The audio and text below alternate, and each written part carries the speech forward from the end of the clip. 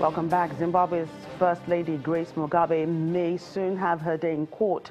A lawyer for Gabriela Engels, the South African model who claims she was assaulted by Mrs. Mugabe, says she would be making an application at a high court in Pretoria to challenge the diplomatic immunity accorded her. Willie Spies, a member of Ms. Engels' legal team, describes the incident as an assault with intention to cause grave bodily harm and could be classified as a grave crime. He added that the South African government had acted unlawfully and the First Lady did not deserve to be given immunity. In the Sahel region, a top UN peacekeeping official has warned that a cross-border dimension of the terrorism continues to pose a serious threat to the stability, prosperity and growth in the region. In line with this, Burkina Faso, Chad, Mali, Mauritania and Niger announced they're joining forces to form a group of 5 called the G5, a military force aimed at tackling the threat of terrorism in the Sahel.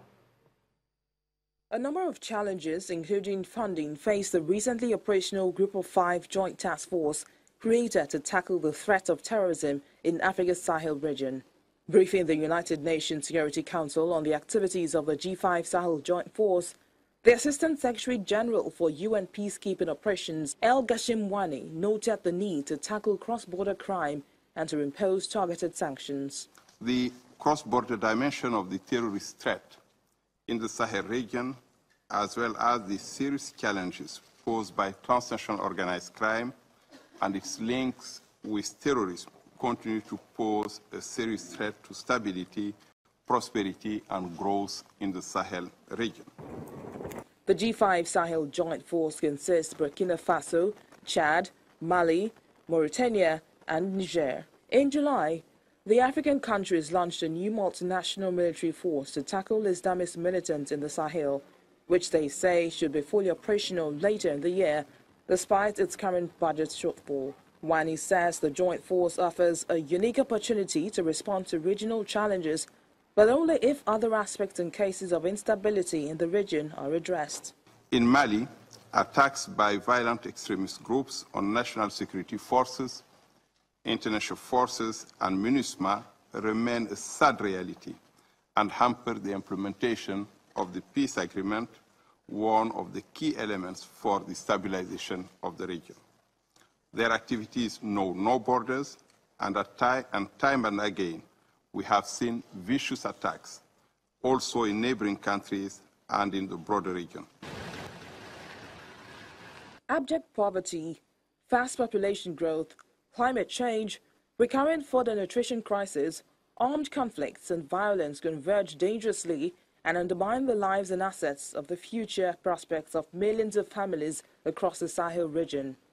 The G5 Sahel countries are undertaking tremendous efforts in multiple theaters across vast and inhospitable terrains and with limited resources to improve security in the Sahel and to counter violent extremism and drug and arms smuggling, including in the fight against Boko Haram and elsewhere in the region.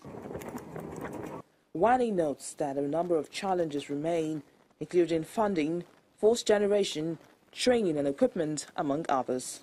The joint force is ready to conduct its first coordinated operations along Mali's borders with Nigeria and Burkina Faso in October, with greater capacity in 2018.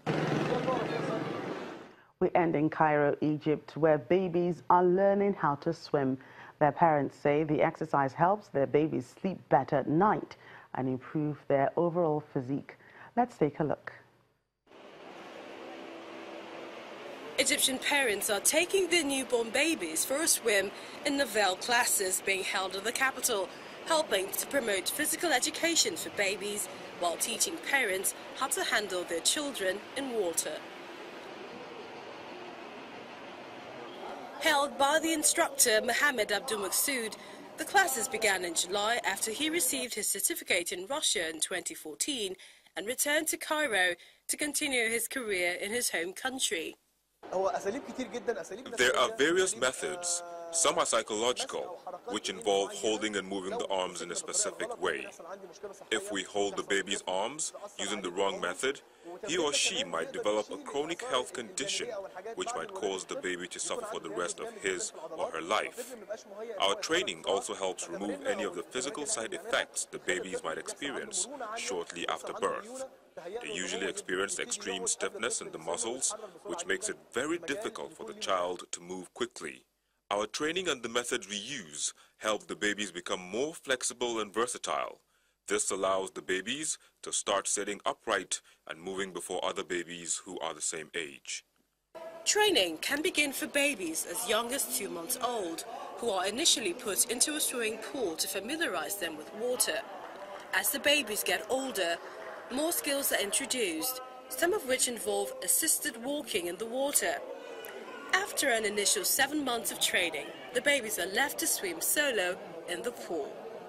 Many of the parents were at first too scared to take their babies into a swimming pool, but later they realized the exercises help improve overall fitness and quality of sleep. Herba Halal, who was one of the very first parents to apply to the school, says she was one of those mothers, but quickly became more confident after the changes she witnessed in her son. Honestly, it has helped tone his muscles. At the beginning, his body was very stiff and his legs were always close to his torso. But now he has no trouble stretching his legs and he is no longer afraid of the water. Before we started attending this course, he would constantly cry until we take him out of the pool.